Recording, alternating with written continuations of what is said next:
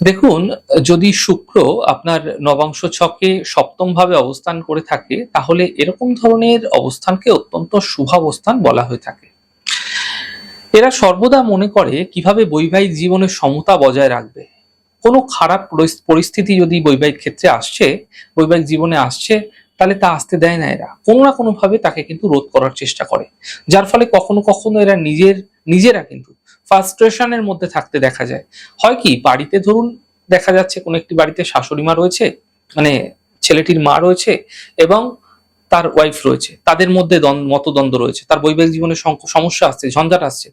সে মধ্যবর্তী স্থানে থেকে দুজনের সমস্যা সলভ করার চেষ্টা করবে, ব্যালেন্স করার চেষ্টা করবে দুজনকে, কিন্তু সে নিজে কিন্তু ফ্রাস্ট্রেটেড হয়ে যেতে পারে, চিন্তাগ্রস্ত হয়ে যেতে পারে এই বিষয়গুলিকে নিয়ে।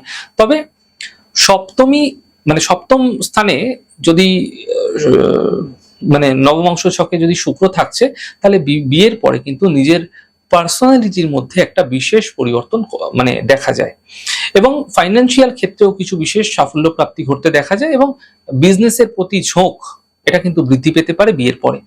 আপনার যে পার্টনার হবে, যে জীবন সাথী হবে, যে পাবলিক ডিলিং সে কিন্তু করতে খুব ভালোবাসবে এবং পাবলিক ডিলিং সে এক্সপার্ট হবে।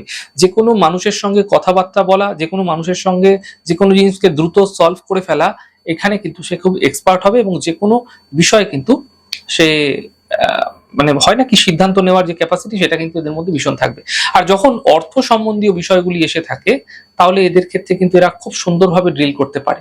বিশেষত এরা ব্যবসা করতে ভালোবাসে, এবং আপনার পার্টনারের পার্সোনালিটি অত্যন্ত ভালো হবে, এবং আপনার পার্টনারের প্রতি একটা অন্য ধরনের অ্যাট্রাকশন ফিল হতেও দেখতে পাবেন আপনি।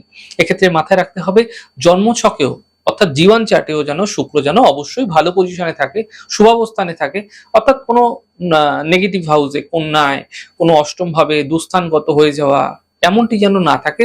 সেক্ষেত্রে বিরূপ ফলও কিন্তু সেই শুক্র আপনাকে দিতে পারে।